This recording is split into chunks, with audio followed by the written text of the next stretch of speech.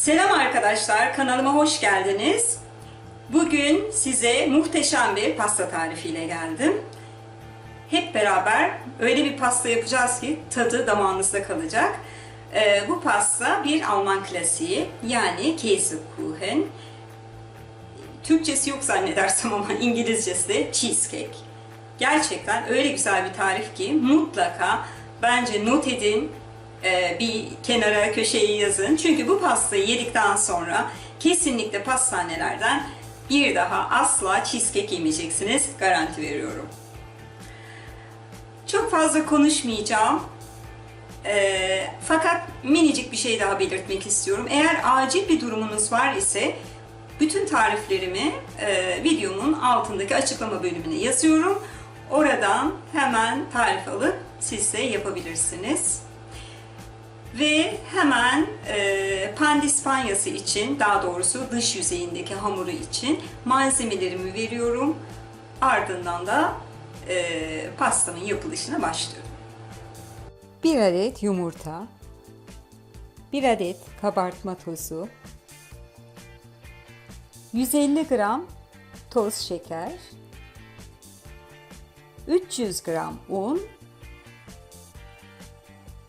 ve 250 gram tereyağı ya da margarin. 26 santimetrelik kelepçeli bir kalıp kullanıyorum. Tabanını gördüğünüz üzere yağlı kağıt ile döşedim. Kenarlarında margarin ile yağladım. Unumuzu eliyoruz.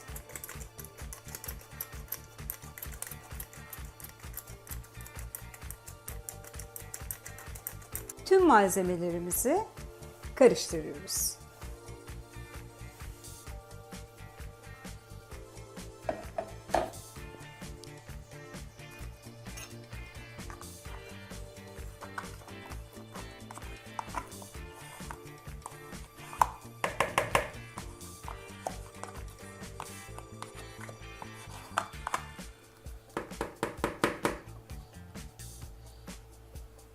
Benim yağlarım fark edilmeden 2 tane açılmış. Dolayısıyla 250 gramı ben bu 2 yağımla tamamlıyorum.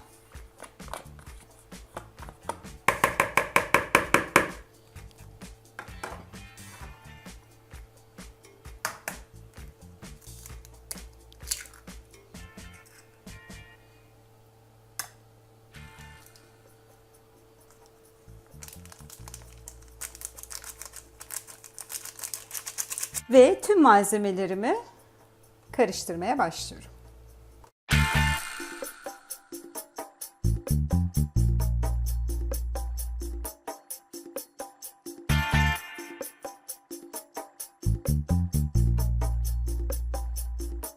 Hamurum dilediğim kıvama geldi.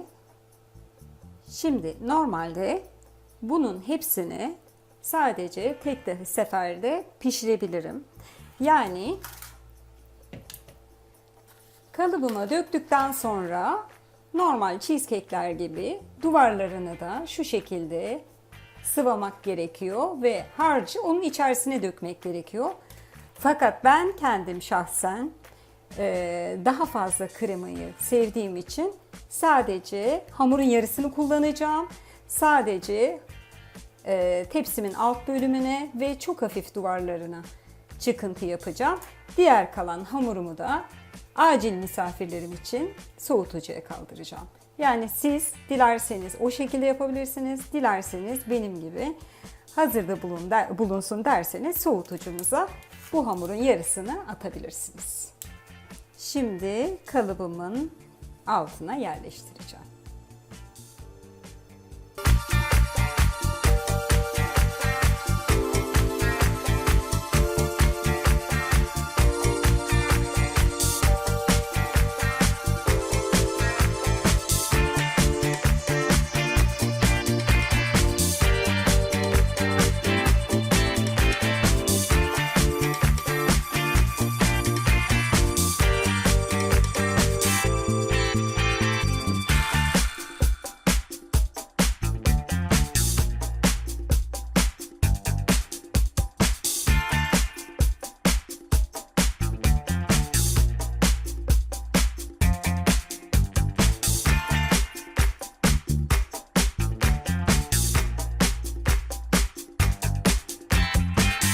Hamurumun yarısını ayırıyorum. Hemen dondurucuya koyuyorum.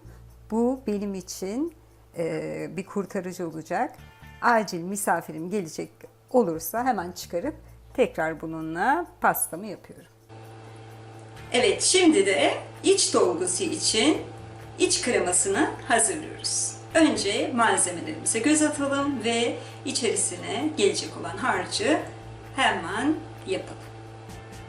Bir paket puding, benimki yurt dışından geldiği için ben bu vanilyalı pudingi kullanacağım. Çünkü güzel bir stoğum var elimde eritmem gereken.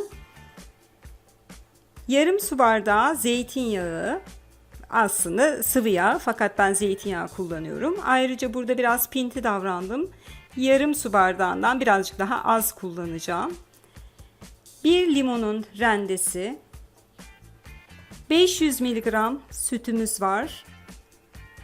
900 gram süzme yoğurt, 1 adet vanilya, 1 yemek kaşığı buğday nişastası, 200 gram şekerimiz var. Fakat siz lütfen şekerde kontrollü davranın. Çünkü benim yurt dışından gelen bu pudingimde hiç şeker yok. Dolayısıyla birazcık şeker ilave etmem gerekiyor. Buradaki pudingler şekerli. Dolayısıyla biraz kontrollü davranın. Tadına baktıktan sonra lütfen şekeri ilave edin. 2 adet yumurtam var. Ben limon aromasını çok sevdiğim için bir tatlı kaşığı kadar böyle limon aroması kullanacağım. Ama bunu kullanmak zorunda değilsiniz. Dilerseniz Doktor Ötkan'ın aynısından, yani bu aromalardan marketlerde bulabilirsiniz. Sıranın hiçbir önemi olmadan tüm krema malzemelerimi şu anda kabımın içerisine döküp karıştıracağım.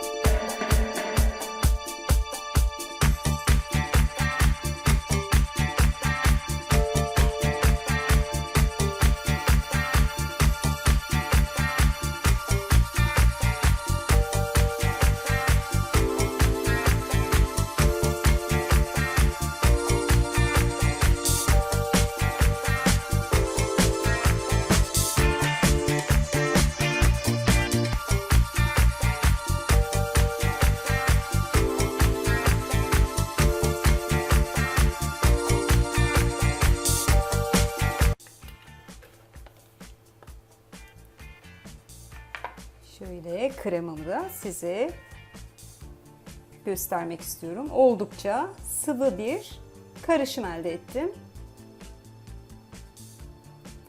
Şimdi bu karışımı hazırlamış olduğum hamurun üzerine dökeceğim. Ne kadar sıvı bir karışım olduğunu şu anda daha iyi algılayabileceksiniz. Oldukça sıvı bir krema.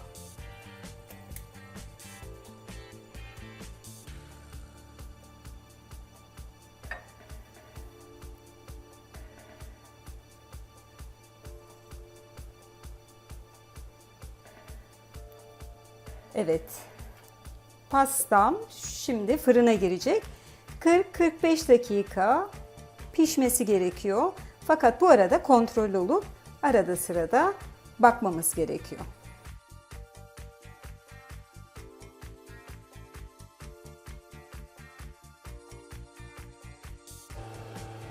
Evet, size küçücük bir püf noktası vermek istiyorum. Cheesecake'in üzerinin çatlamaması için hemen şimdi size nasıl yaptığımı anlatıyorum. Pastamızın pişme süresinin 40 ile 45 dakika arasında olduğunu söylemiştim. Kontrol ettim. 40 dakikanın sonunda pastam pişti. Fakat buradaki değinmek istediğim püf noktası, şu anda fırınımın kapağını açtım ve bir tane ahşap kaşık yerleştirdim. Aşağı yukarı 1 saat burada soğumasını bekleyeceğim. Daha sonra buzdolabına alacağım. Pastamı fırından aldım, soğumuş. Şimdi bu şekilde kalıbıyla birlikte buzdolabında 8 saat soğumaya bırakacağım. Daha sonra da servis yapıp yiyebiliriz. Ayrıca kenarlarındaki kahverengilikler, bu tamamen tercih meselesi. Dilerseniz bir parça daha erken alıp üzerinin kararmasını önleyebilirsiniz. Fakat ben cheesecake'i bu şekilde seviyorum. Evet, pastam hazır. Şöyle size yakından göstermek istiyorum.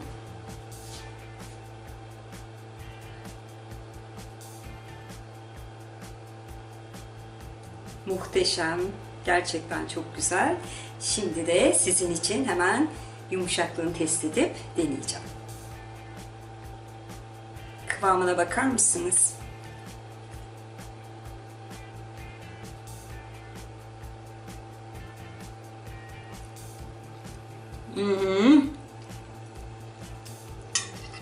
Muhteşem. Gerçekten muhteşem olmuş. Kendim yaptım diye demiyorum. Mutlaka deneyin, mutlaka deneyin diyorum. Başka da hiçbir şey söylemiyorum. Evet, çok tatlı mı tatlı bir videonun daha sonuna geldik. Hepinize keyifli günler diliyorum. Lütfen birlikte kalalım. Kendinize iyi bakın ve hoşça kalın.